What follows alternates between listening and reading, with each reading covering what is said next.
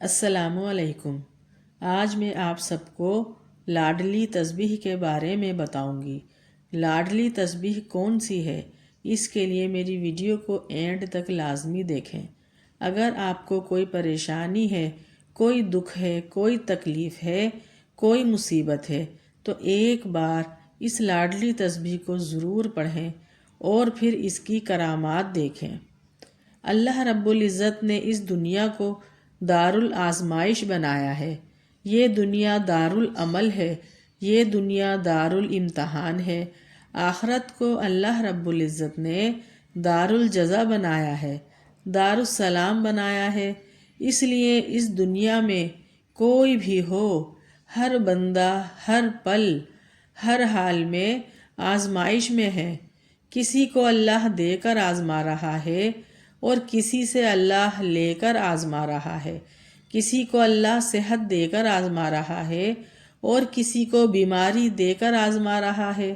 کوئی اولاد کی وجہ سے پریشان ہے، کوئی کاروبار کی وجہ سے پریشان ہے، کوئی صحت کی وجہ سے پریشان ہے، کوئی مہنگائی کی وجہ سے پریشان ہے، کوئی ملکی حالات کی وجہ سے پریشان ہے۔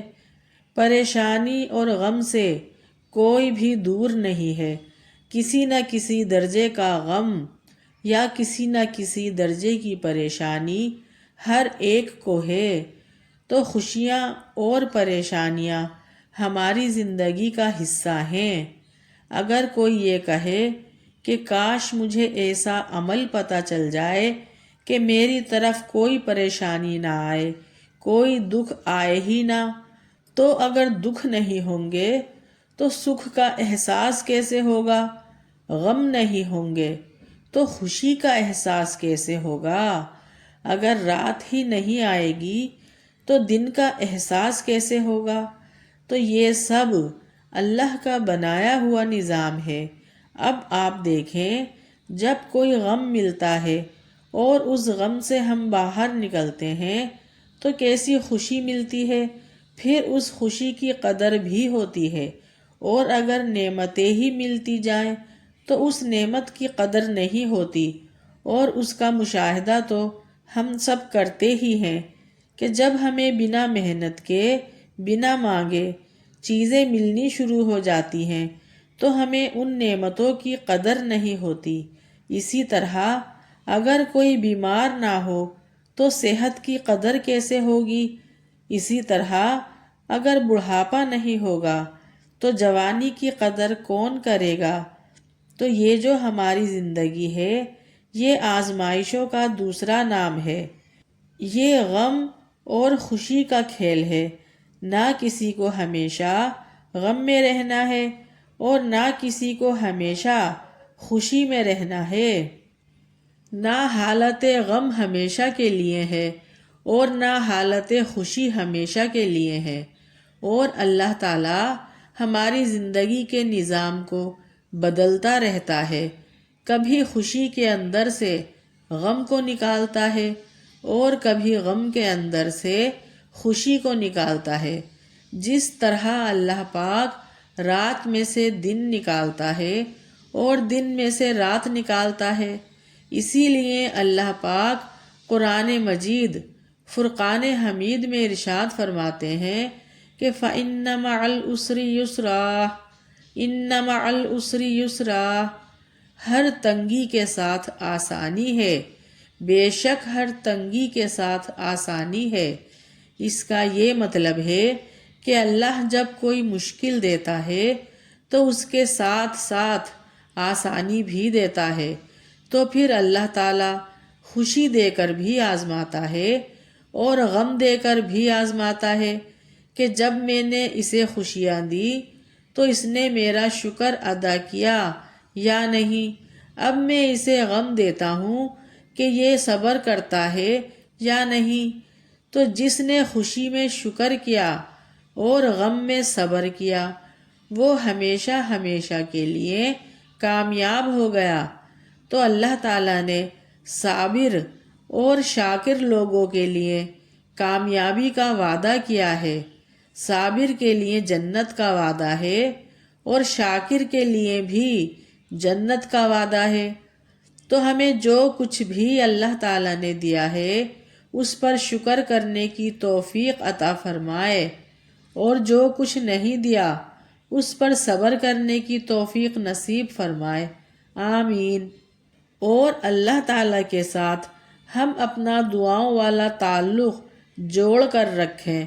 جو ہمارے پاس نہیں ہے وہ اللہ سے مانگتے رہیں صبر کے ساتھ، اور جو ہے تو اس کا شکر ادا کرتے رہیں۔ زندگی میں کوئی غم آ جائے، کوئی پریشانی آ جائے، کوئی تکلیف آ جائے تو کوئی وظیفہ کچھ نہیں کرنا، بس صرف 5 اعمال میں رہنا ہے۔ نمبر 1، 5 وقت کی نماز۔ نمبر 2، درود پاک کی کثرت۔ نمبر 3، 1 تسبیح روزانہ استغفار کی۔ نمبر 4، آنکھوں کی حفاظت۔ نمبر 5، رزق حلال کمانے کی کوشش۔ اور اس کے علاوہ ہم نے اپنا تعلق دعاؤں کے ساتھ اللہ سے مضبوط رکھنا ہے، تو اللہ سے دعا کرتے رہنا ہے۔ تو دعا کیا کرنی ہے؟ تو جی وہ دعا یہ ہے، یا حی یا قیوم برحمتک استغیث، یا حی یا قیوم برحمتک استغیث۔ یہ انبیاء علیہ السلام کی دعا ہے، یہ حضور صلی اللہ علیہ وآلہ وسلم کی دعا ہے۔ جب بھی آپ صلی اللہ علیہ وآلہ وسلم پریشان ہوتے تھے یا کوئی پریشانی آتی تھی تو آپ صلی اللہ علیہ وآلہ وسلم یہ دعا پڑھتے تھے۔ یہ دعا مسنون دعا ہے۔ حضور صلی اللہ علیہ وآلہ وسلم نے بدر کے موقع پر اللہ تعالیٰ سے یہ دعا مانگی تھی، اور پھر اللہ کے ولیوں نے بھی اس دعا کو اپنا معمول بنا لیا۔ اگر آپ کسی پریشانی کے اندر ہیں، کسی مصیبت میں گرفتار ہیں، کوئی غم آ چکا ہے، تو آپ اس لاڈلی تسبیح کو ضرور پڑھیں۔ یہ تسبیح کیوں لاڈلی ہے؟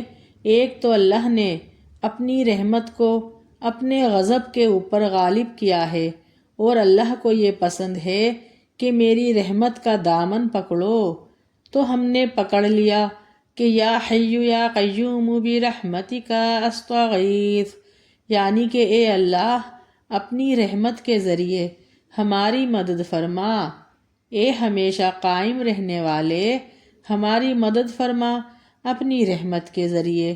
بوسیلہ حضور صلی اللہ علیہ وآلہ وسلم کے اب ایک رب کی رحمت کا ہم نے دامن پکڑ لیا، اور ساتھ حضور صلی اللہ علیہ وآلہ وسلم کی سفارش لے لی، یعنی ان کا وسیلہ مانگ لیا۔ اگر اب بھی ہمارا کام نہیں ہونا تو پھر کام کیسے ہوں گے؟ تو اب یہ بن گئی ولیوں کی تسبیح، یعنی اللہ کی لاڈلی بھی تسبیح اور ولیوں کا وظیفہ بھی۔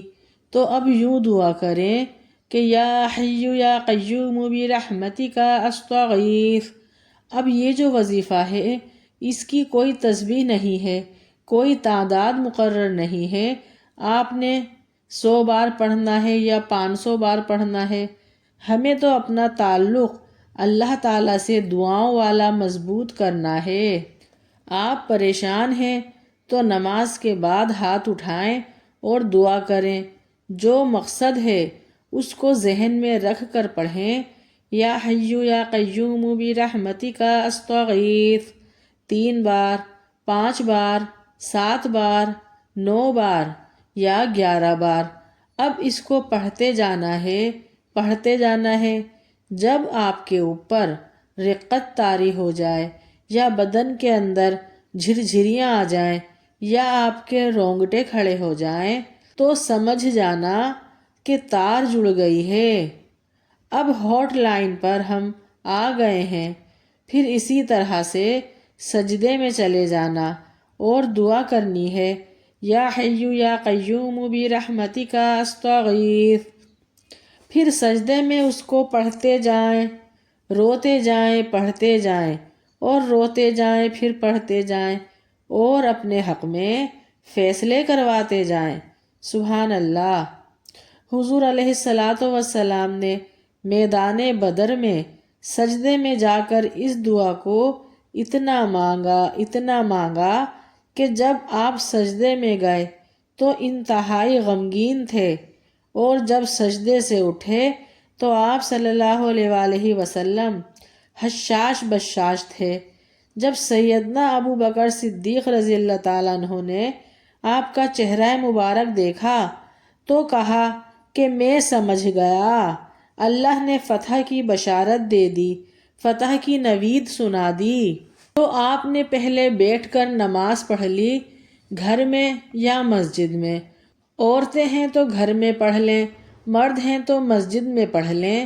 اس کے بعد یہ دعا پڑھتے جائیں، بار بار پڑھیں، یا حیو یا قیوم برحمتک استغیث۔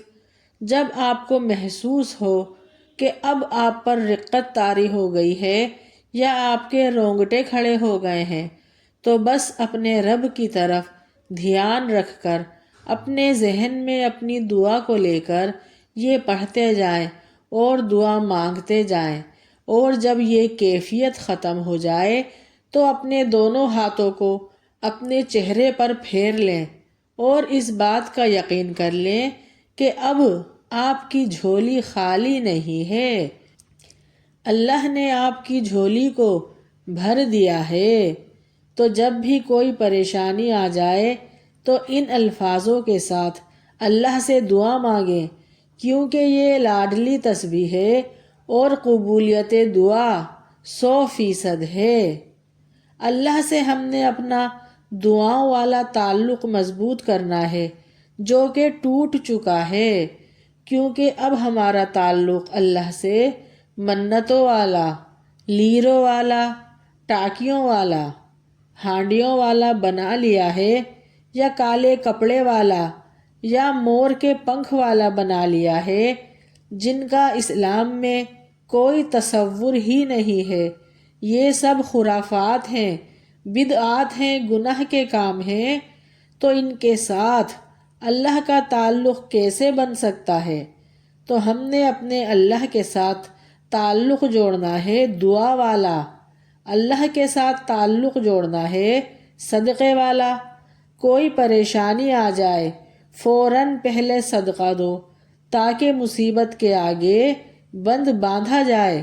اور اللہ کا حکم ہے کہ اے ایمان والو، جب تم پر کوئی پریشانی ہو، کوئی مصیبت آ جائے، کوئی تکلیف ہو تو صبر اور نماز کے ذریعے سے اللہ کی مدد طلب کرتے رہو، کیونکہ ان اللہ مع الصابرین، اللہ صبر کرنے والوں کے ساتھ ہے۔ اب ہم نے صدقہ بھی دے دیا، صدقے کی وجہ سے ہمیں صبر آ جائے گا۔ صدقہ بے قراری کو ختم کرتا ہے، چین و سکون لے کر آتا ہے ہماری زندگی میں۔ اور دوسرا حکم ہے اللہ کا کہ نماز کے ذریعے، تو ہم نے نماز بھی پڑھ لی۔ اب تیسرا یہ کہ اللہ سے مدد مانگتے رہو، تو مدد مانگنے کا یہ طریقہ اب آپ کو معلوم ہو گیا ہوگا کہ یا حیو یا قیوم برحمتک استغیث، اے ہمیشہ زندہ رہنے والے ہماری مدد فرما اپنی رحمت کے ساتھ۔ امید کرتی ہوں آپ سب کو میری آج کی ویڈیو ضرور پسند آئی ہوگی۔ اگر پسند آئی ہے تو جلدی سے میری ویڈیو کو لائک، شیئر اور سبسکرائب ضرور کریں۔ نیکسٹ ویڈیو کے لیے اللہ حافظ۔